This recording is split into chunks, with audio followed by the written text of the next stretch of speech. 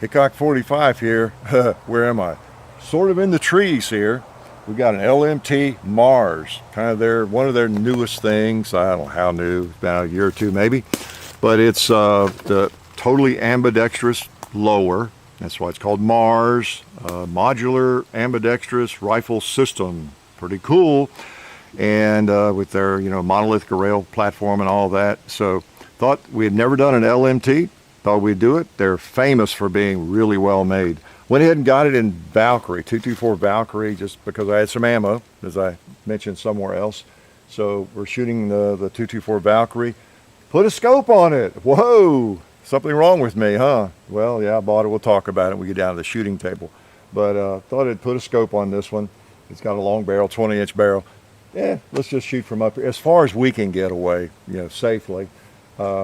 Safely. Sounds like those targets are dangerous over there. So we're going to shoot at 200. It's about 250 from up here, which is, again, for a real rifleman, that's not a big deal. But for me, it is. Got the tripod here and got it kind of jury rigged. Hopefully nothing falls down. And we're going to just take a few shots up here to begin with. We're going to shoot the red plate, kind of the things we do in a range 2. And then I'm going to shoot a few of those black, small, tombstone-like targets over there. I'm going to try to. We've got a pumpkin over there, too. I don't know if we'll be able to tell if we hit it or not. So, here we go. Let me try it. I better put my ears on. It's a fast, loud round. Let's try out the ambidextrous. All right, cool. My right finger, I was able to put it into battery. All right, let's see. I'll try the red plate here. Over there. All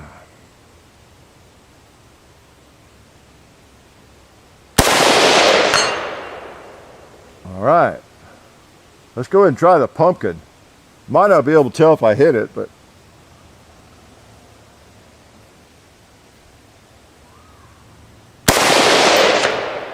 I see a hole in it. I think I'll hit him again.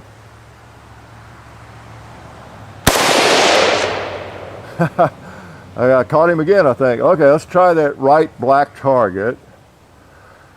All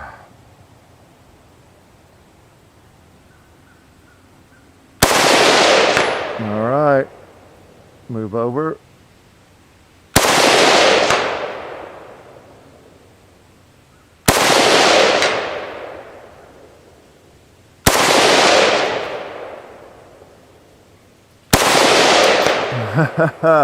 Try the pumpkin again.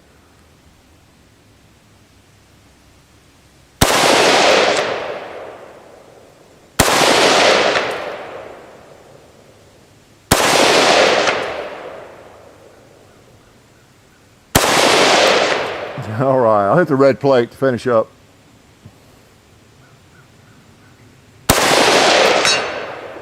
All right, I are a sniper.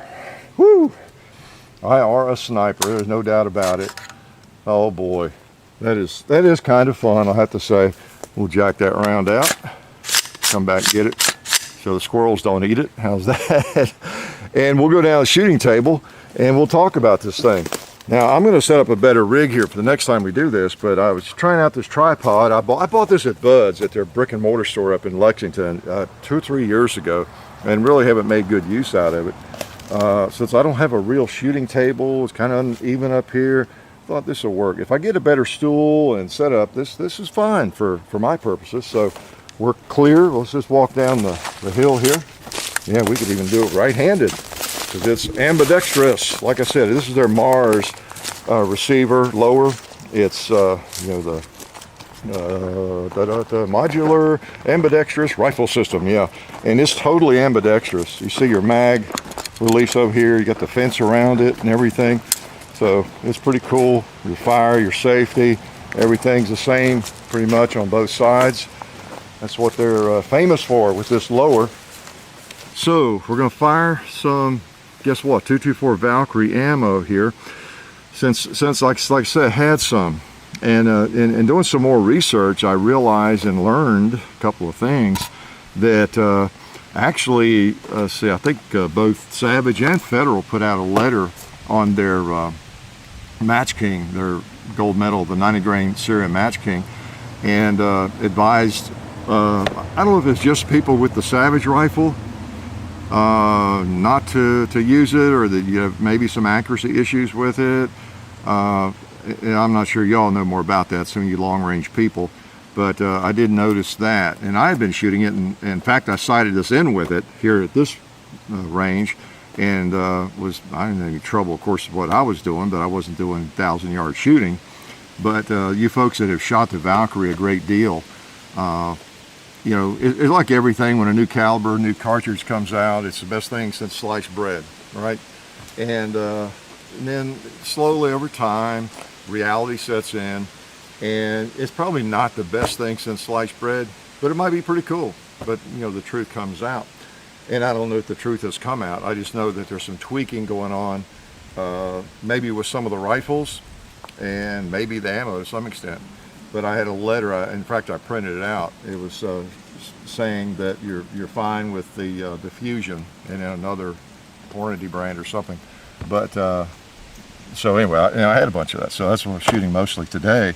Would you know it, I sighted in with this, and you know, I probably could shoot it all day at whatever range I shoot at, and I wouldn't be able to tell any difference.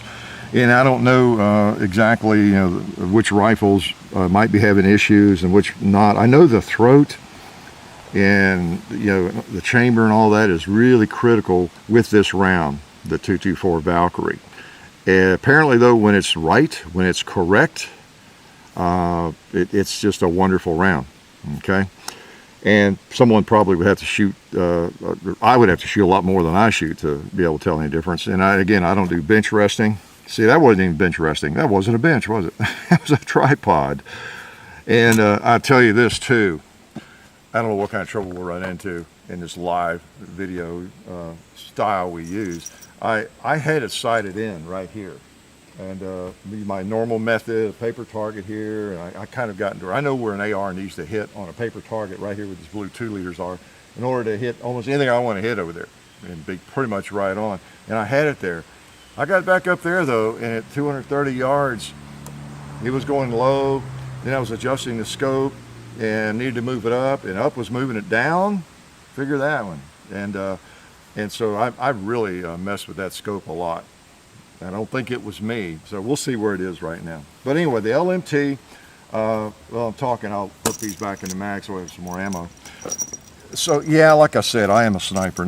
It's funny how many people will leave comments. I guess a lot of them are young people, if not all of them, say, get a sniper rifle, get a sniper rifle.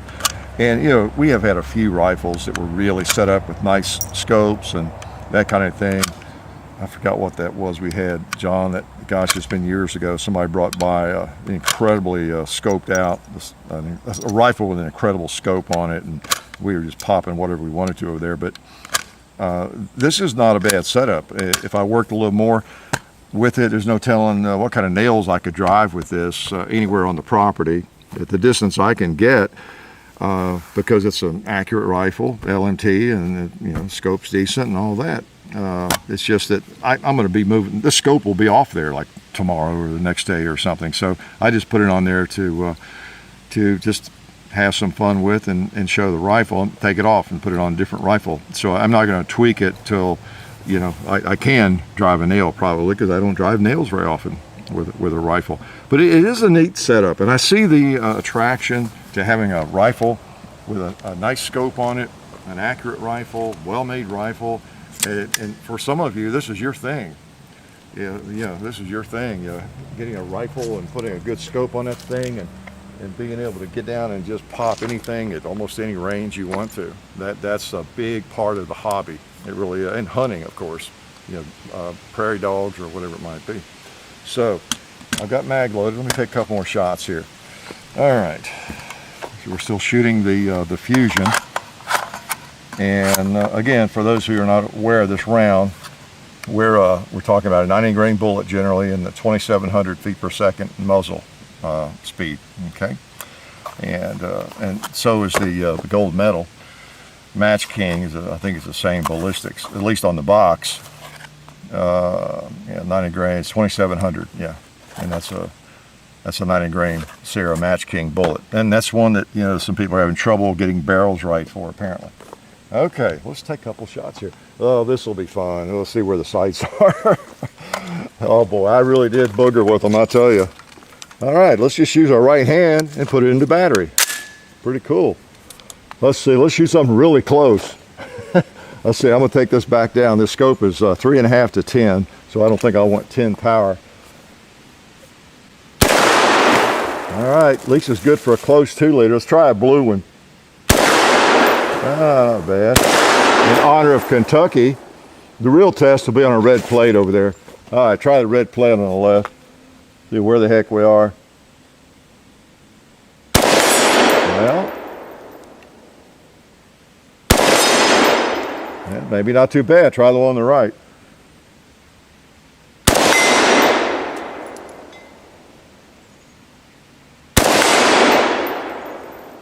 All right, I think it was hitting about where I was holding it. Try the middle red plate. Yeah. Go figure. I really moved the sights quite a bit. Let me try a 2 liter. I might have to bench rush it to hit those over there by the gong. I'll try the blue one. Yeah, it's off.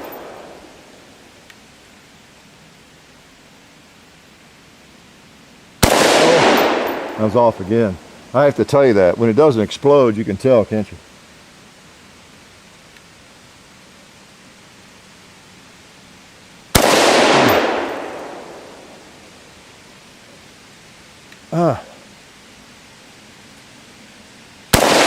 There we go.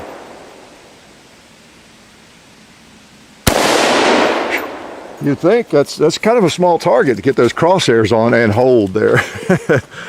There it is. Pretty cool. Now these magazines, one comes with it, and by the way, this thing, I don't know what the exact price is for this. It's over 2,000. Okay, put it that way. These are LMTs are not cheap. Comes with one magazine. It's a 6.8 mag. Okay, and it comes with one mag. I bought 2 mags, so I have 3. Pretty good math, huh, for an old Kentucky boy. Had 1, bought 2, makes 3. So I have 3 mags. Just one comes with the rifle. The scope doesn't come with the rifle. Okay, it comes with you know, just stripped down gun. So I'll move the scope to other ARs and different things maybe. I didn't have a scope, like I said, and well, I had one, but it had that European kind of reticle, and so this is a Leupold, and I brought the box out here just so some of you that are really into the stuff, you know what I've got on the rifle. So in fact, I got some advice from 22 Plinkster. He really doesn't know much about anything, but he knows a little bit about scopes. And I asked him, I said, look, if I buy one scope to move around a bunch of rifles, you know, I know Leupold and Trijicon, I know the good names. What would be a perfect rifle? I was thinking something like 3 to 9 or whatever, good scope, just to move around with a normal reticle. He recommended the VX3, so I found the VX3i, you know, 3.5 to 10. That's close enough, you know. And it is, it's a good scope, I think. So it's got a normal reticle. It's just a good basic scope. They're not cheap, like $500, but it's one that I can put on any rifle and know I've got a good scope, and that's kind of what I wanted to do. So that's about the scope. Now these rifles, if you didn't know, LMT, the reason they're expensive is they're just evil. It's one of those evil companies, you know, trying to rip everybody off, right? Isn't that the way it goes? They make great guns, and they're famous for that. And I've never fired one until this one, but I have known, and I've held them, I've picked them up in shops, and I know Bud's has them in their brick and mortar store up there, and John and I, when we're in there, we'll pick them up, look at them, and they're just known for quality. As I understand, they were the innovators of the monolithic rail, like this system like this, back in 2003 or 4. They were the firstest with the mostest, so to speak, and they made a great one. You know, all the upper and everything being one, the rail, all of it being integral, all being one piece, okay, and really solid. It was a quad rail, I think, you know, one of those things about that big, you know, with the Picatinny rail on all sides and that kind of thing. But now they've graduated or evolved to the M-lock, you know, with the rail on top, and much more convenient. But I think they were the ones who started that. And of course, everybody else almost that makes really nice ARs has built those sorts of things, Dangle Fence and everybody. And in this Mars, this is called the Mars, not because it's from planet Mars, but again, MARS is telling us about the lower. It's totally ambidextrous. I read somewhere they were a little bit late to the game on having a nice ambidextrous lower, but when they came through with that 2 or 3 years ago, they did a good job on it. So again, it's a ambidextrous rifle system, modular, modular ambidextrous rifle system, I think, yeah. So get all the acronyms right. And guess what LMT stands for? Lewis Machine and Tool Company. Yeah, you got to like a rifle making company called Lewis Machine and Tool Company, don't you? I mean, it's just neat. It reminds me of World War II back when I was alive. You know, when all the companies were making the M1 carbines. You know, and you had all these, you know, such and such a lamp company. These companies that had been making auto parts, you know, started making M1 carbines, and you get that same feeling. Lewis Machine and Tool Company. That's a good machine. It's a tool, so it's kind of cool. And I've never having shot one, I have known if someone you read any forum and say, hey, what are the top ARs? What AR do I want? What are the top 5 or top 10? LMT is going to be on that list. It's just that simple. It may not be considered the best by some people because there's so many now. You know, there's probably 6, 8, 10 AR builders that are in this category. You know, and you know, so there's a lot of nice ones, and they're not cheap. You know, and a lot of people would argue you don't need one made this well. You know, a lot of people put one together for $400 or $500, build it themselves. You know, they talk about that all the time on the internet, right? But this one is made well. You can count on an LMT. It's direct impingement, of course, and it. I could, before I shoot it again, maybe take the bolt out. Let me show you. It's got a 20-inch barrel, like I said. It's a 1-in-7 twist. It's still new and stiff. Maybe I have a knife. Yeah, Tennessee, we're still allowed to carry a knife, believe it or not. So get that started. Yeah. Yeah, of course they do everything right. You know, everything is staked, you know, properly, and it's just a well made. I won't take the bolt apart or the carrier necessarily, but it's just a solid rifle, and they're also famous for being able to interchange the barrel. I think, as I said, you take out 2 bolts basically, and you can replace that barrel with a different caliber. And depending on what bolt you got in here, you might have to replace the bolt, but you know, you pop in a 6.8, you know, Valkyrie 5.56, 300 blackout, and you know, you can just convert it. So that's one of the claims to fame. And some of you probably know some other things about LMT. It's got an LMT stock on it, and of course it's adjustable. The comb's adjustable. Your length, the pull is adjustable. It feels good. It's got about 18 different places to put your quick release sling mounts on it. You know, all over the place, on both sides. Totally ambidextrous. You know, all your sling mount attachments, both sides. Pretty cool. Let's put the bolt back in before we shoot it. You want to? See how it does. I know this looks a little strange for me to have a bolt or an AR with a scope on it like this, but this for something different. You know, even the bolt handle, you know, they're the charging handle, you know, totally ambidextrous. Grab on either side. Okay, pretty neat. But yeah, it's not that I hate scopes. It's just I'm kind of a minimalist, and I really wouldn't mind having maybe one AR set up like this. I probably want something a little smaller, a little bit lighter, I guess. I don't know.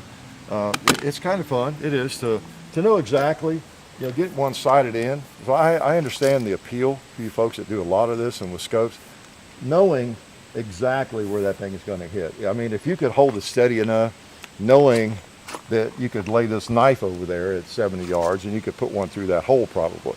Yeah, just knowing you could do that if you could hold it steady enough. That the scope, the rifle will do it. It's just up to you.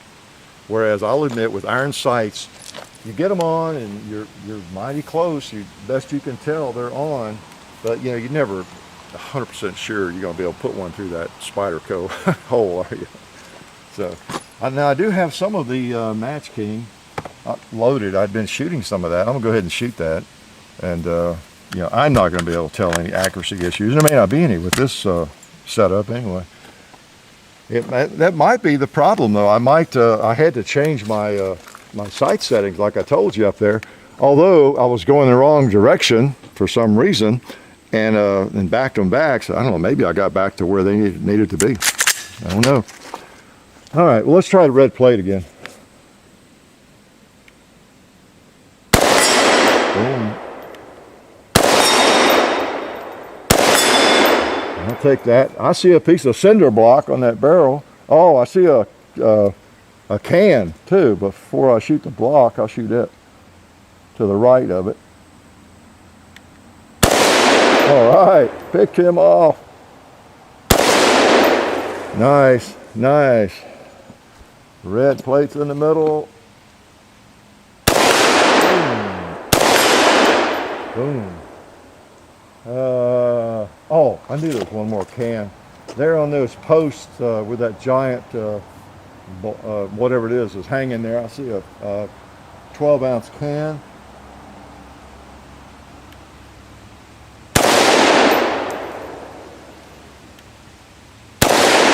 Go.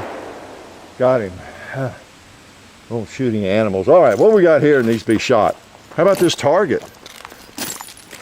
Let's hold high and put a couple on the bull.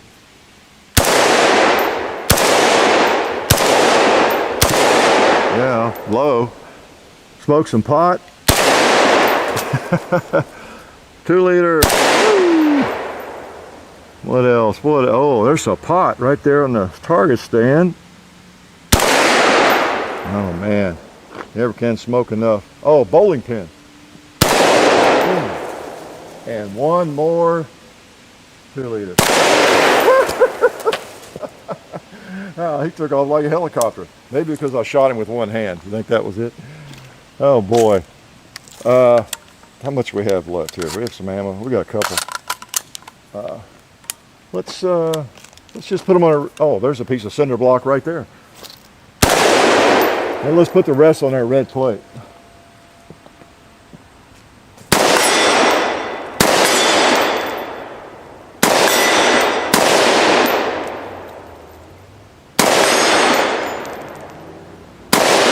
Those two got off before I meant for them to. Yeah, sight's right on. So I don't know what was going on, John.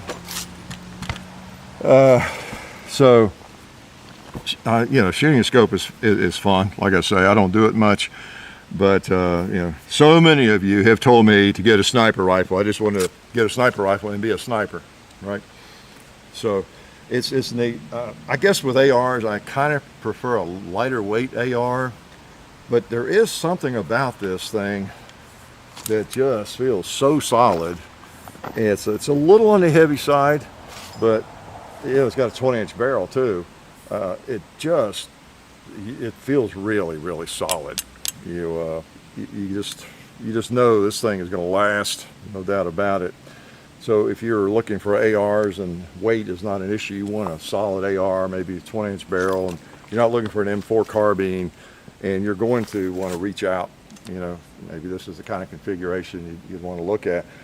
You know, again, I'm not selling LMTs. It's just one we've never looked at. It's one of the premium AR companies out there that we've just never done one, and so you know, it's widely known about and everything. So we eventually like to work ourselves around to, you know, a firearm that's pretty popular and well known, and especially if it's quality. We like to eventually get one here to the compound. Does that make sense? I've been curious about them myself. I've always had in my mind that they were possibly one of the highest quality ARs. I don't know if that's justifiable or not. That's kind of been in my mind over the years, because boy, when you hear people talk about an LMT, they say it with reverence, you know. But quite often when I pick them up in gun shops, they've not had the right rail or forearm, or they just didn't feel as good to me as some other ARs. It's always something like that. That's like, well, yeah, it does feel like quality, but I'm not sure it feels great to me, or that configuration is exactly what I want. But really, a nice rifle. They got started making, as I read, making firearms for the military and special agencies and different things. So they didn't start out making firearms for the commercial market. So they started out building things for the militaries, and you know, so it kind of fits, you know, the reputation they have for doing really, really good work, building things that are solid, you know, rock solid. So you might find some folks that'll criticize them, but I sure haven't really seen much or any of that from my perspective. But they're not cheap, but they're supposed to be one of the very best on the planet, you know. And so, and that's neat. It may not be something you're interested in paying that much for, yeah. But it's cool that somebody's making something like this, you know, that's available. And in case you were to want it, you never know. So what else about it have I not told you? Probably lots of things.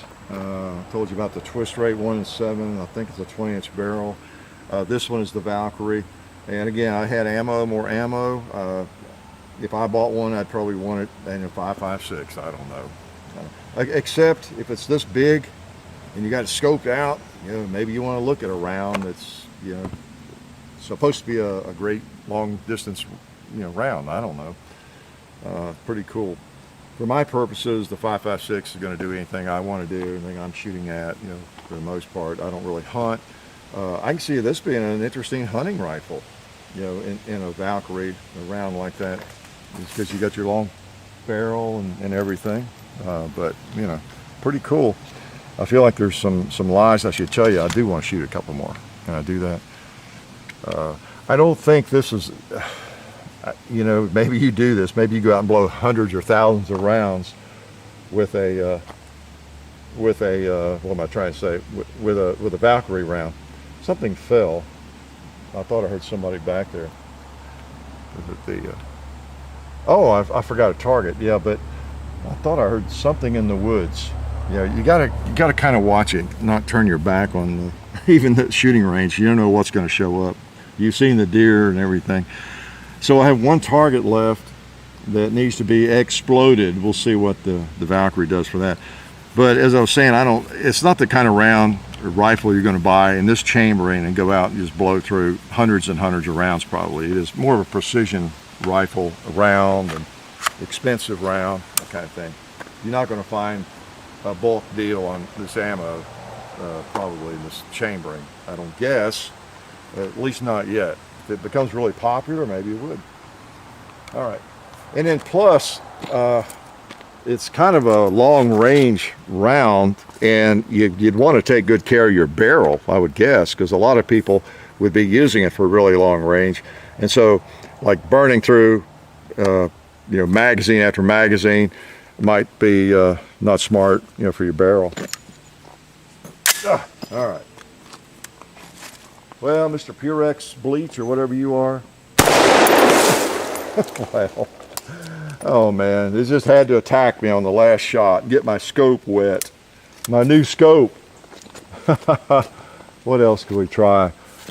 I guess those bowling pins are about empty of wood. See if they'll move. Yeah, the other one. Oh, tearing up the range. There's a paint can there lying there. It needs to be shot. Yeah, sure does. Nothing over there left for other than the red plates, I guess. Let me try them. I'll get all the red plates. One more shot. I'll share the wealth here.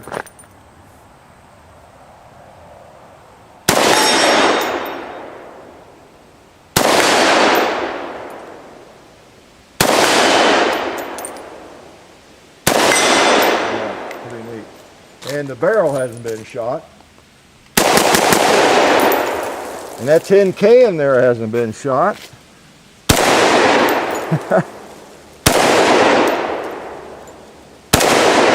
He has now.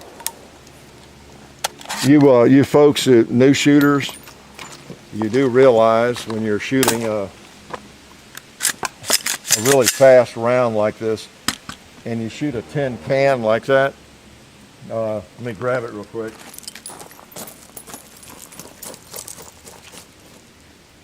No charge for this.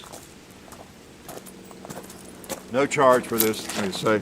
But a little can, when you hit something that has no resistance, it will just sit there quite often. And unlike in the movies where the can goes flying like crazy, sometimes if you hit it on the bottom it will, but you know, something like that, a really, really fast bullet would just go right through it. And I've told that story before, of shooting actually steel targets at my dad's farm back in the day when I got my first AR. It was really new to me, that one you've seen, the A2. Went out there to this place, we were all shooting different firearms and had steel plates on pedestals, but they were just 1/4 inch thick, regular mild steel. So they were set pretty far out there, and I kept shooting. Wow, I'm really bad, I can't hit those things. I kept shooting, and I'm embarrassing myself. I'm supposed to be the gun guy in the family. And actually I was hitting them every time, and they were just, I went out there to get the targets and look at them, and they had all these little holes in them, looked like someone drilled holes in them. They were just passing through and not moving the target. So just your little basics lesson, and no charge for that. You new shooters, we might send you a bill, but probably won't. Okay, we have trouble keeping up with everybody's address, you know, so we probably won't send you a bill. Okay. All right, so the LMT, like I say, this thing is, they sell a lot of uppers and lowers and different things, and more so than like various guns and exactly this configuration if you look at their website. But you're going to pay $2,000 plus for it, put it that way. Well-made firearm, and you know, really modular. Change out the barrel, and yeah, they're just it's just nice firearms, no doubt about it. And just one other choice in that big, vast world of black rifles of ARs. Okay, another choice, and it's just always good. The more choices, the better. So LMT, we've not had a bobble with it at all. No problems, right? No, none at all. And just one of those things. I lubed it up. Now I'm starting to use some of, I'm experimenting, excuse me, I was going to let you go, but I'm experimenting a little bit. I keep meaning to tell you with Lucas, yeah, CLP, a little bit on some of the modern guns. And in fact, everything that's come in, really, gosh, the last 3 months or 4 months, I've been using that on it just for consistency, and because they're going back, you know, to buds, and just cleaning them with that and lubing them with that, you know, and just for your information. And so far, it seems to be working fine. Okay, I still got most of my guns that are still ballistol, and especially my black powder firearms. But I'm experimenting with that. Experimenting a little bit with break free too, CLP, and just kind of for the heck of it. And things are cranking fine, and no trouble with this particular firearm, the LMT, Lewis Machine and Tool Company. You know, that's a great name. You might want to get one of these if you have someone in your family who doesn't want you to spend any more money on guns. You could just tell them, "Oh yeah, I picked up a tool today." "Oh really?" "Yeah, it was a Lewis Machine and Tool Company. Had an interesting tool I just didn't have yet. You know, thought I might need it, you know, for the garage." How's that? So anyway, appreciate y'all coming by. Appreciate you supporting the people that support us, and have a good day. Life is good.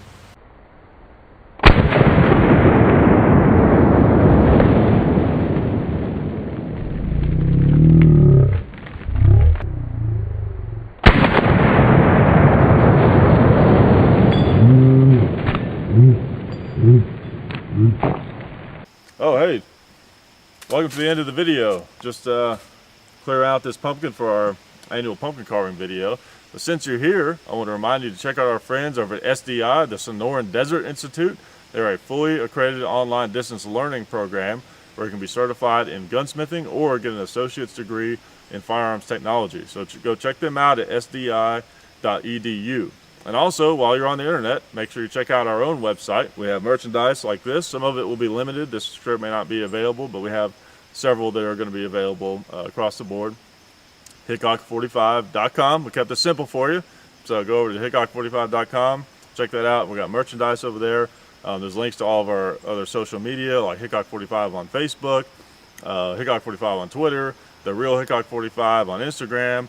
I have an Instagram page that I use quite often. I show some behind the scenes and different things like that. John_Hickok45 Instagram. And then there's a Hickok45 and Son YouTube channel. And there is full30.com. Don't forget to check that out. And I think that's about it. I appreciate you guys, and I'll talk to you later.